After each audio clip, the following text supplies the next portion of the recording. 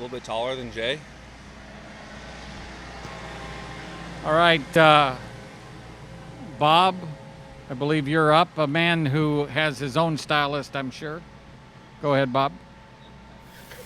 He's been fired several times. Will, what's your thoughts, obviously, on Greg going down? And I guess that was probably kind of a tough thing to see. But then also, does this sort of change your role a little bit with things going forward? Or Yeah, I mean we're a close group, and so when Gio went down, obviously first thought was just to be with him. Me especially just knowing what it's like going down, being kind of having to go through that battle. So first thing we thought of was just trying to pick Greg up, trying to be there for him.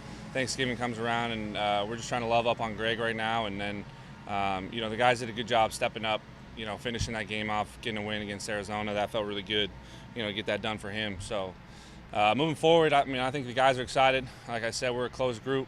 We work really well together, and we'll kind of all attack the role together.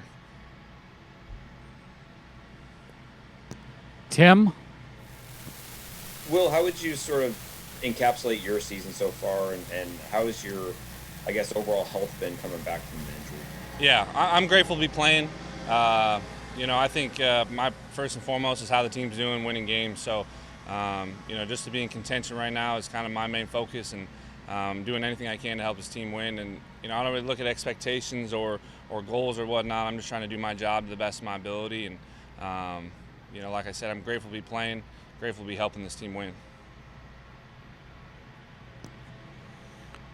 Curtis?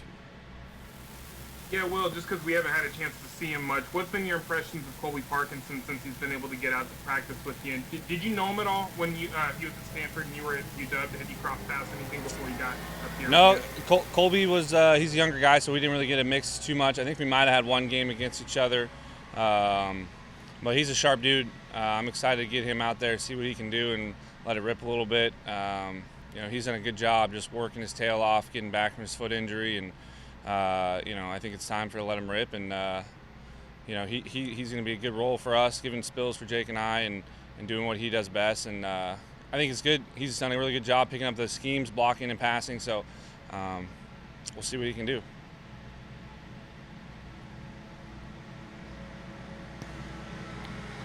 Jackie? Hey, Will. In the event that Chris Carson can come back this week, what will he do for this offense? Yeah, Chris is a extra weapon. I think he brings a special kind of running style, and it's fun to block for him first and foremost. But so he's good. Carlos did an unbelievable job, and to have both those guys just adds a dynamic that we can add more weapons to this offense. The more weapons, the harder it is to stop, and between DK Locke and the tight ends and Demo, and it's just a lot. The list goes on for the names and weapons that we have on this offense. So we'll keep rolling. Chris is a guy that we love to block for, and he'll make some special plays for us. Brady?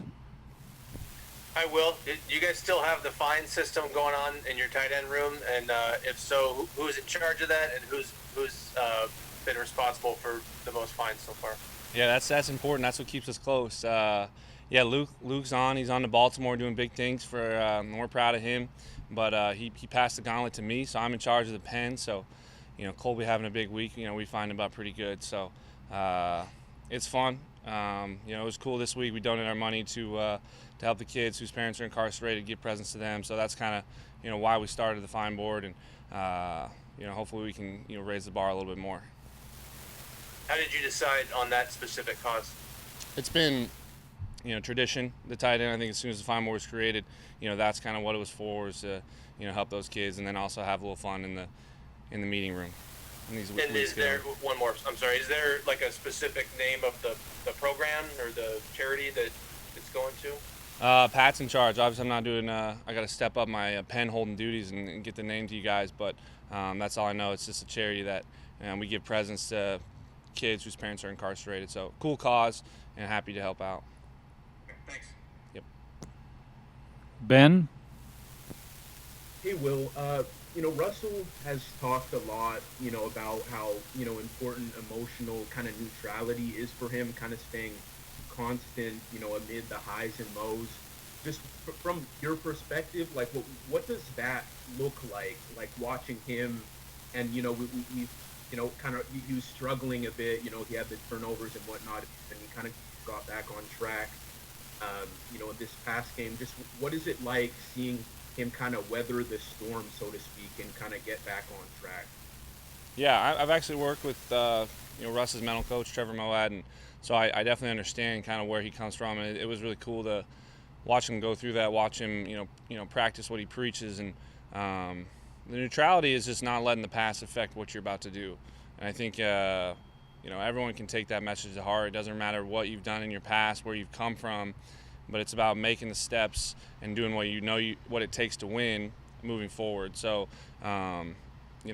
just trying to be an echo for that guy is, as a team, when there's a negative play, a penalty, or the last, defensive possession didn't go well, we can't control those, and they've already happened. So there's no point in dwelling over what had happened. So it's from moving here, being neutral, not trying to overgas it or be extra positive, but what is it going to take in this moment to win the game? And I think just to watch him practice that over the past few weeks has been really cool. He's our leader. He's our guy. He's going to fight for 4 quarters, and something we can all learn from.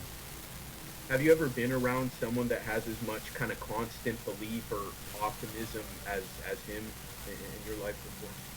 I don't think I could. I don't think I can say that I have been.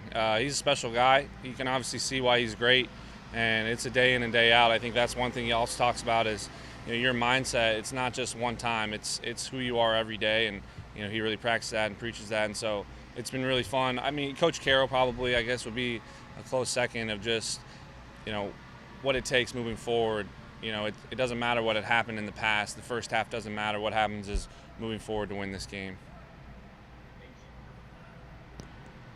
Last question, Bob Condotta.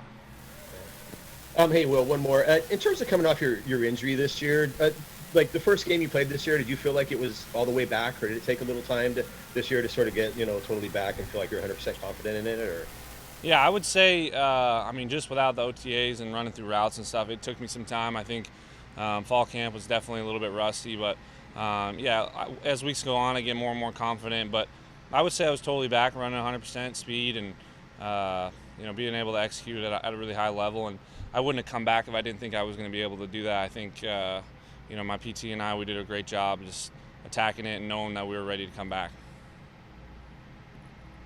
Okay, thank you, everyone. Appreciate you guys. Go Hawks.